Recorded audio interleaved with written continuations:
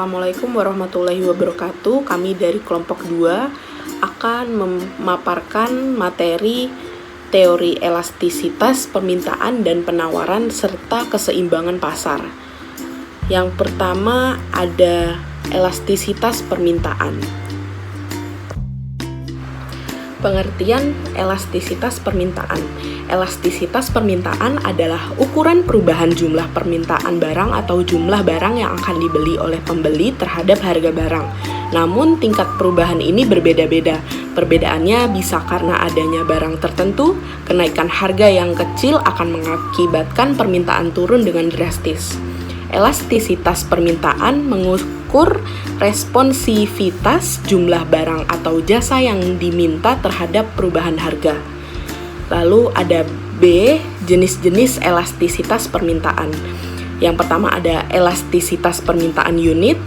Presentase perubahan adalah jumlah diminta sama dengan presentase perubahan harga. Lalu ada elastisitas permintaan inelastis. Presentase perubahan dalam jumlah diminta lebih kecil dari presentase perubahan harga. Lalu ada elastisitas permintaan elastis. Presentase perubahan dalam jumlah diminta lebih besar dari presentase perubahan harga. Dan selanjutnya ada contoh-contoh jenis elastisitas permintaan.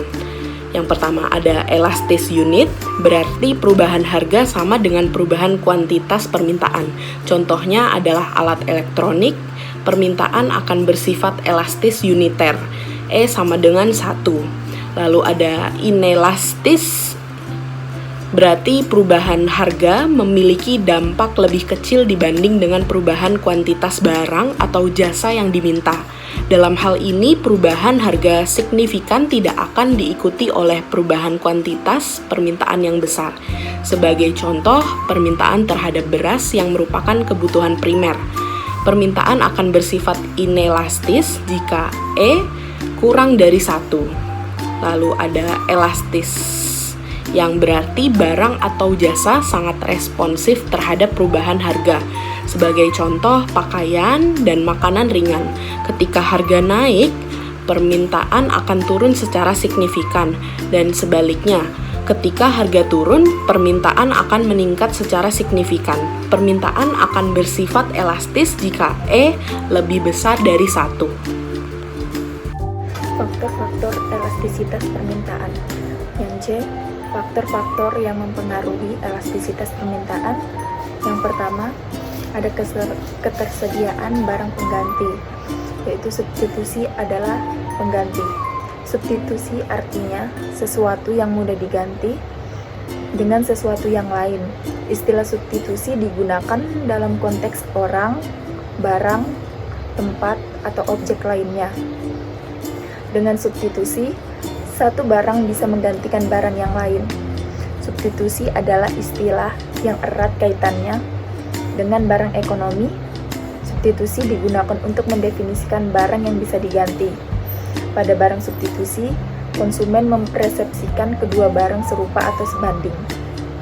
Yang kedua, ada sifat kebutuhan mendesak atau mewah dari barang.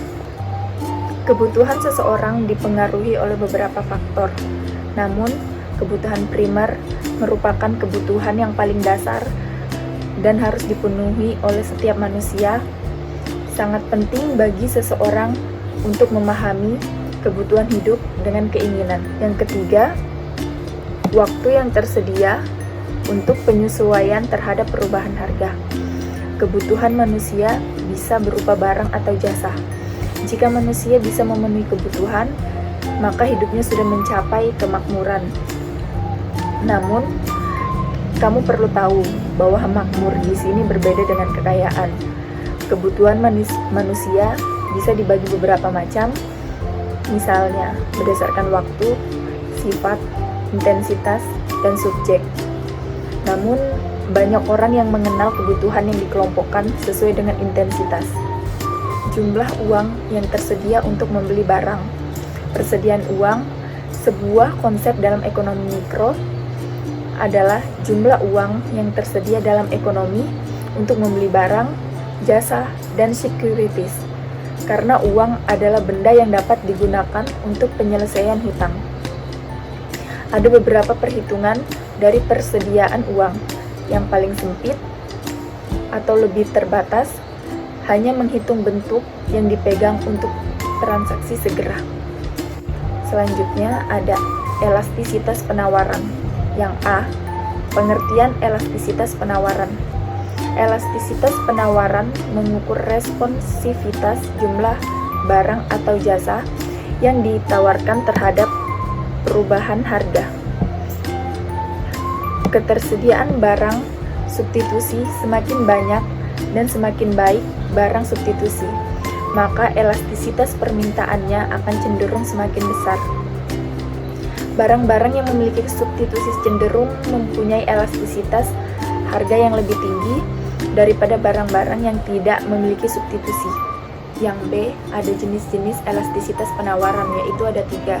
Yang pertama, elastisitas penawaran unit atau presentasi perubahan dalam jumlah yang ditawarkan sama dengan presentasi perubahan harga.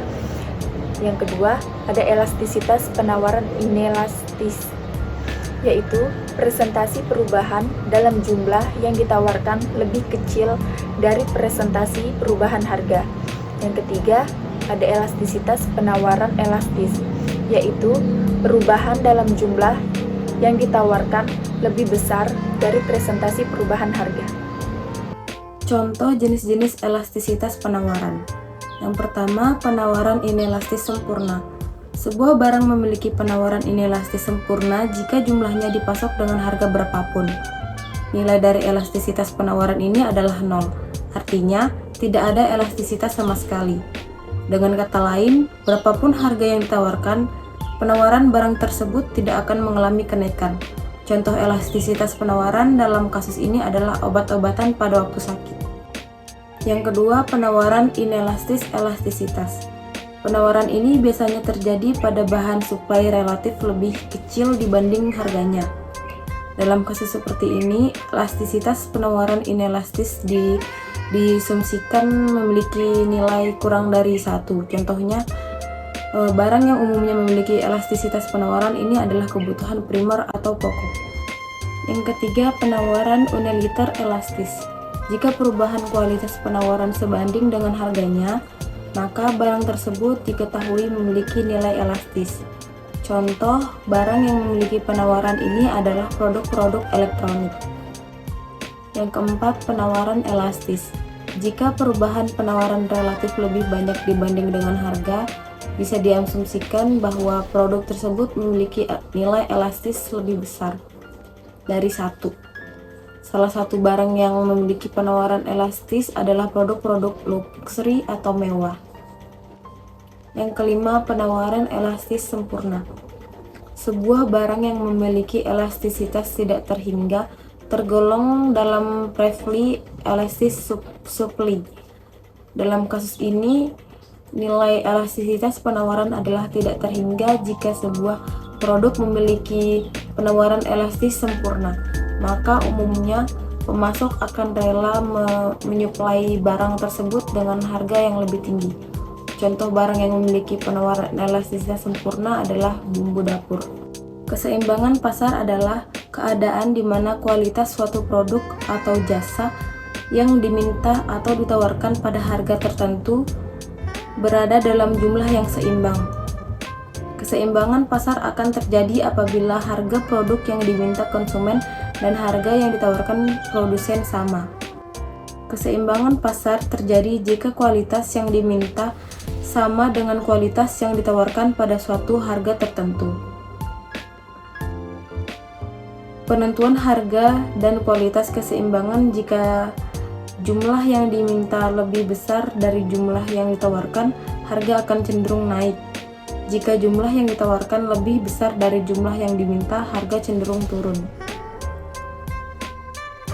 Selanjutnya ada bagian C, perubahan dalam keseimbangan pasar, perubahan dalam faktor-faktor yang mempengaruhi permintaan dan penawaran akan mempengaruhi keseimbangan pasar, mengubah harga dan kuantitas. D, kurva permintaan dan kurva penawaran. Kurva permintaan adalah grafik yang menunjukkan hubungan antara harga dan kuantitas yang diminta. Kurva penawaran adalah grafik yang menunjukkan hubungan dan kuantitas yang ditawarkan. Peran pemerintah dalam mengatur pasar. Pemerintah dapat mengintervensi pasar melalui kebijakan harga atau kuota produksi untuk mencapai tujuan ekonomi tertentu. Terjadinya keseimbangan pasar. Keseimbangan pasar adalah keadaan di mana kuantitas suatu produk atau jasa yang diminta atau ditawarkan pada harga tertentu berada dalam jumlah yang seimbang. Keseimbangan pasar akan terjadi apabila harga produk yang diminta konsumen dan harga yang ditawarkan produsen sama. Keseimbangan pasar terjadi ketika kuantitas barang yang ditawarkan sama dengan kuantitas barang yang diminta pada tingkat harga tertentu. Kedua, mekanisme penentuan harga. Yang pertama, jika harga di pasar lebih tinggi dari harga keseimbangan, maka akan ada kelebihan penawaran.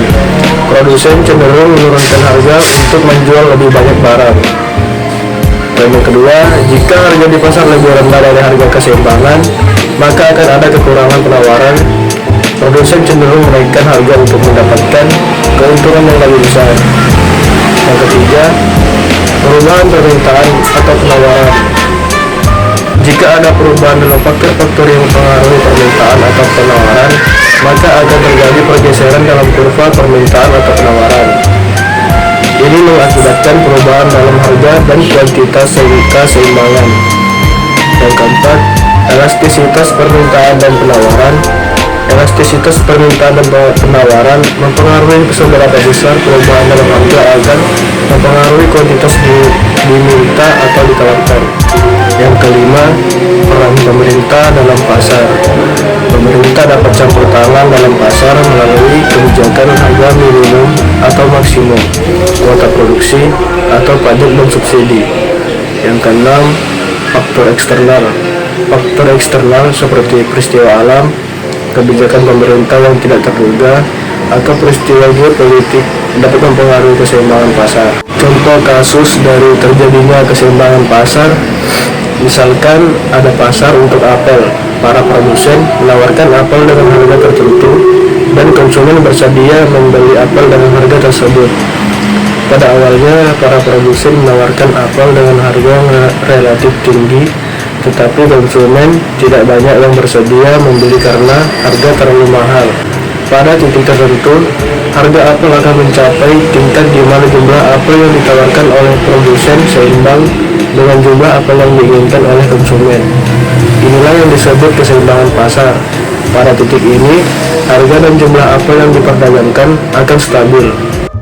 Lalu ada contoh kasus penawaran, hukum penawaran, contohnya implementasi dari hukum penawaran ini. Contohnya harga daging biasanya adalah 25.000 per kilo. Menjelang hari raya, daging ini harganya naik menjadi 40.000 per kilo. Pada saat seperti ini, produsen justru akan menyetok persediaan daging.